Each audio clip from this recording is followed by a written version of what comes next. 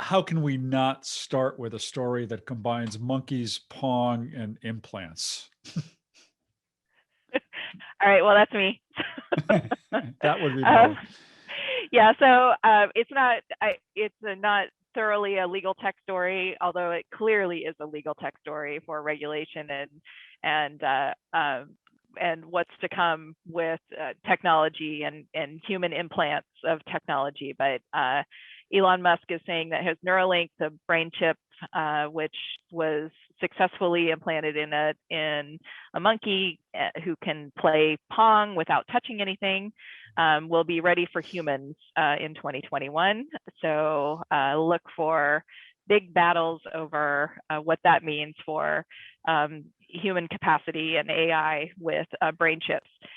There are lots of positive things can happen with these brain chips.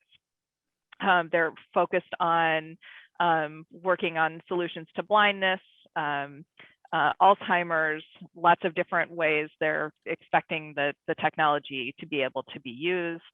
I don't know if you want to just talk about this part right now, or if I should go to the next story, which is probably kind of bring in.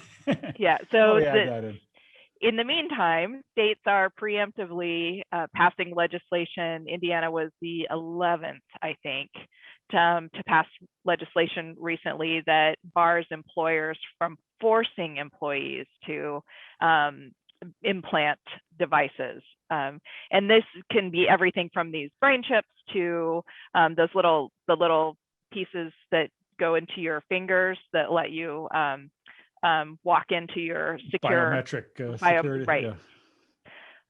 Yeah. So I guess they're not biometric if they're implants. They're not biometric. The biometric are fingerprint, but these are device activated, right. And have data attached to them. So yeah. So like you don't have to carry around your key card anymore. You can just point. You know. We've all got Bill Gates chips implanted now anyway. So what do we care about another one? That's what I was going to say. Somebody needs to tell Mr. Musk that's already happened. He can quit working on it. I mean, is there any, does this mean if it's implanted in humans, what does it mean? I mean, does it mean we're all going to be playing Pong without having to use our hands, or is there something more we can do here?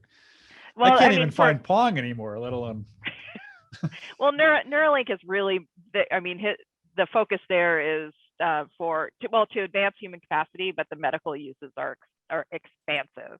The potential medical impact for what the research is working on in terms of enhancing for like the blindness, creating the bionic eye that would hook up to a computer. That's one of the implications. Elon Musk keeps talking about Alzheimer's and brain triggers to help with memory and dementia. So, lots of potential interesting implications besides making Steve Austin out of all of us.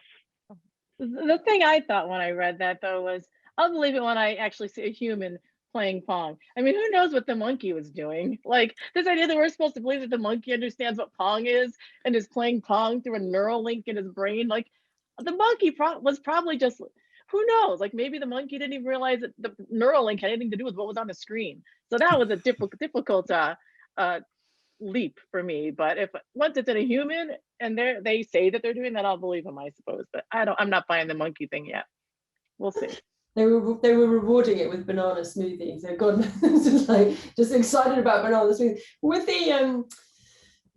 the chip, with the Indiana prohibiting employees. I mean, it's just incredible that we're seeing that kind of decision even being contemplated. But then, and I actually got sent. I was offered an article saying, did I want something talking about employers on the regulations surrounding employers monitoring GPS, their employers' GPS, and I mean, it's just obviously COVID is going to create so many of these complexities. But there was someone was saying, well, actually, we carry our phones around everywhere with us, right? And there are so many sort of different layers. Like you've got, you could be monitored with your phone at any time of day, like whether it's inbuilt into you. So I think that these sort of this very invasive device type decision is quite shocking. But then if you think about the different ways that we're being monitored anyway, I mean, obviously it doesn't take it to such extremes, but I think when we react with such shock at the infringement of our civil liberties, I think we need to look at what's actually going on anyway. So I think, and I think that that's true, Caroline. And when you read more in labor and employment law, there already is an enormous amount of monitoring with devices, with GPS on vehicles. I've spoken to contractors who monitor their subcontractors. I mean, you get your ticket. I get little alerts now from Amazon saying that my delivery is 10 stops away. They know exactly where everybody is all the time. The difference for me is you can turn off a phone or leave your vehicle somewhere. If it's implanted in you, you don't have any control over that. And the potential for hacking is obviously a major issue. Yeah, that was going to be the main concern for me too, especially when you look at stuff like what Illinois has passed with the Illinois BIPA, the biometrics law.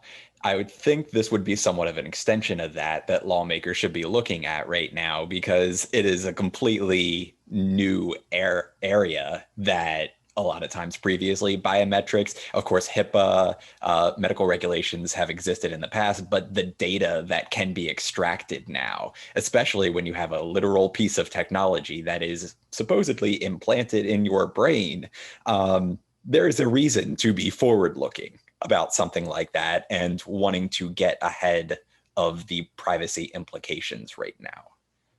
Yeah. That kind of poses some interesting criminal law questions too. So like, we have the insanity defense, and so maybe we'll have I was hacked defense, or the chip malfunction defense, or what have you. But it sounds kind of funny to say it, but who knows? Yeah. Well, on a more mundane level, how do people feel about having to carry around, or the potential for having to carry around vaccination passports or apps or whatever? I've got mine. You got your app? Like version that New York has. Yeah. Yep, me too. And what do you do with it? So far, nothing. Same here, right? I don't want to say anything about the administration that we have here in New York, but it seems like it was a half-baked idea that no one actually put any resources behind. But it's a good thing. But all they managed to do is you can go to watch Knicks games with it, and all I can think is nobody's wanted to watch a Knicks game in years anyway. So. I think Oh, Joe, what would we do without you? Why? Where's Joe going?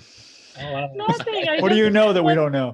No, he always I love your delivery. You're so funny. You make like the most simple concept funny. We'll miss you, Joe. I don't know what do you know about the vaccine? I would like that.